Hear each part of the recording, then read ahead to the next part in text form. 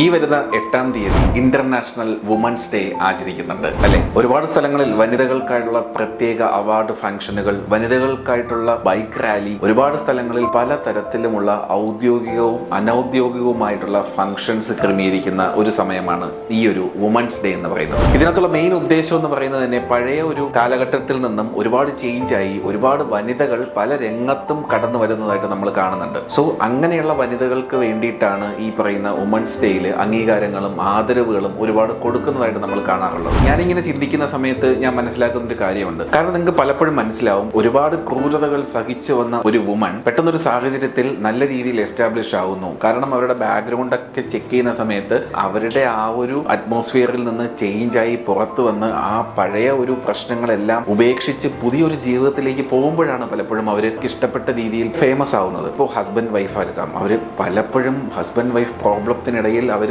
Silent ആയിരുന്നു. അതിനെപ്പോഴാണോ അവർ അതിൽ നിന്ന് പുറത്തു വന്നത്, ആ ഒരു സമയത്ത് അവർ പരമാവധി എക്സ്പ്ലോർ ചെയ്ത് നല്ല രീതിയിൽ അവർ ലൈഫ് എൻജോയ് ചെയ്ത് കൊണ്ടുപോകുന്നുണ്ട്. സോ അതുകൊണ്ട് ഈ ഒരു വുമൻസ് ഡേയിൽ എനിക്ക് പറയാനുള്ളത്, എല്ലാ സ്ത്രീകളുടെയും പിന്നിൽ ക്രൂരമായതോ അതല്ലെങ്കിൽ സപ്പോർട്ടീവ് ആയിട്ടുള്ളതോ ഒരു മെൻ ഡെഫിനറ്റ് ആയിട്ട് ഉണ്ടാകും. വുമൺ എന്ന് എഴുതുമ്പോൾ തന്നെ നമ്മൾ അതിൽ മെൻ എന്നുള്ള വേർഡ് മറക്കത്തില്ല. സോ ഇത്രയും പറഞ്ഞുകൊണ്ട് ഈ ഒരു വുമൻസ് ഡേയിൽ എല്ലാവിധ ആശംസകളും നേരുന്നു. Okay, by.